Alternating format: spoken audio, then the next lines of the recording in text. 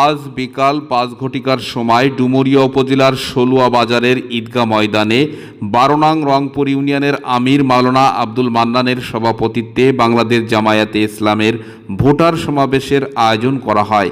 Voter সমাবেশে প্রধান অতিথির ভাষণ প্রদান করেন অধ্যাপক মিয়া গোলাম পরোয়ার, সাবেক সংসদ সদস্য, ফুলতলা ডুমুরিয়া ৫। সলুয়া বাজারের ভোটার সমাবেশে উপস্থিত হিন্দু মুসলিম সকলেই দাঁড়িপাল্লা মার্কায় আগামীর নির্বাচনে ভোট প্রদানের মাধ্যমে আল্লাহর আইন প্রতিষ্ঠার কথা বলেন। আমাদের নেতাকে ধরে রাখতে হবে, আমাদের নেতাকে বাড়ি বাড়িতে ভোট চাইতে হবে, আমাদের নেতাকে যাতে দাঁড়িপাল্লা মার্কায় ভোট দিয়ে আল্লাহর আইন প্রতিষ্ঠা করতে পারি, তথা কোরআনের আইন প্রতিষ্ঠা করতে পারি। এই ভোটটাই নিয়ে আমাদের এখান থেকে সবাইকে বিদায় নিতে হবে।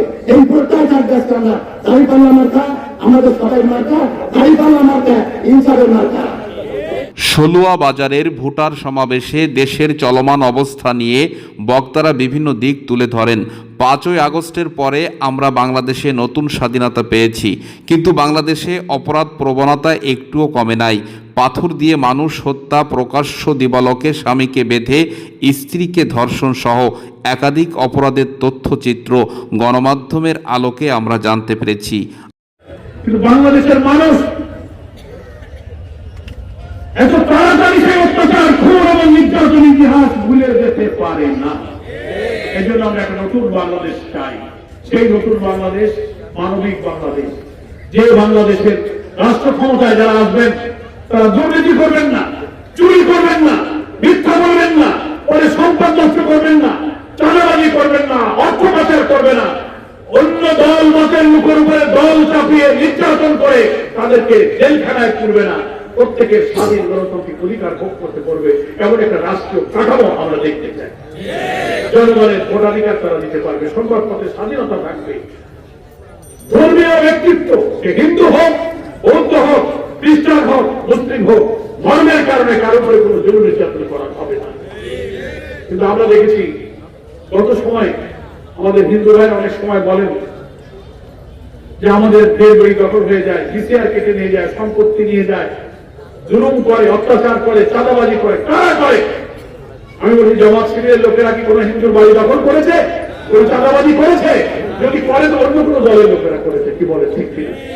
তাহলে আমরা এমন একটি শাসন চাই, এমন একটি সরকার ব্যবস্থা চাই যার প্রধানমন্ত্রী, প্রেসিডেন্ট ক্ষমতার ভারসাম্য থাকবে, দলীয়করণ হবে না, দুর্নীতিবাজ অর্থনীতিতে দুর্নীতিমুক্ত হবে, রাজনীতি দুর্বৃত্তায়ন বন্ধ হবে, একটা করাপশন ফ্রি ইকোনমি। আপনি চিন্তা করতে পারেন গত সরকারের আমলে ৮৬,০০০ লক্ষ কোটি টাকা শুধু সরকারের কর্তৃত্বে যারা ছিলেন তারা অর্থ পাচার করেছে। এক একজন মন্ত্রী, এমপি হাজার হাজার কোটি টাকা বিলিত করেছে। বাংলাদেশের অভ্যন্তরে চলমান অপরাধ থেকে মুক্তির একমাত্র উপায় আসন্ন জাতীয় সংসদ নির্বাচনে সকল মানুষকে ভেদাভেদ ভুলে দাঁড়িপাল্লা মার্কায় ভোট দিয়ে সংখ্যাগরিষ্ঠ আসনে উপনীত হতে পারলেই ইনসাফ প্রতিষ্ঠিত করা সম্ভব। বাংলাদেশ জামায়াতে ইসলামীর কেন্দ্রীয় সেক্রেটারি জেনারেল অধ্যাপক মিয়া গোলাম পরোয়ারের সলুয়া বাজারের ভোটার সমাবেশ সমাপ্তি ঘোষণার পর আপিল গেট খানজানালী থানার ৩ নং ওয়ার্ড কর্তৃক আয়োজিত ভোটার সমাবেশে যোগ দেন। উক্ত সমাবেশে স্থানীয় নেতাকর্মীরা দলে দলে মিছিলে মিছিলে দাঁড়িপাল্লার স্লোগানে মুখরিত করে।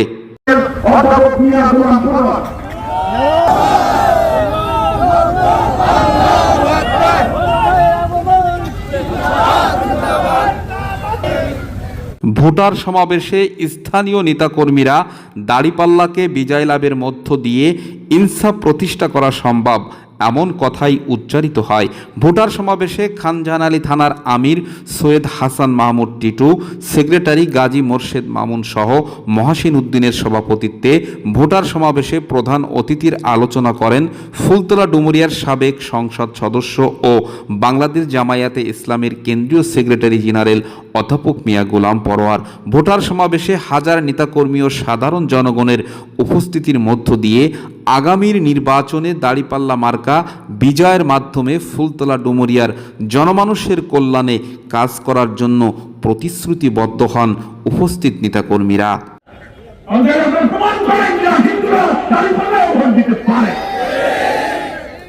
সবাই কি দিতে রাজি আছেন? তো একটা বার দেন, সব ওষুধ তো খাইছেন, এই ট্যাবলেটটা ওটা খান।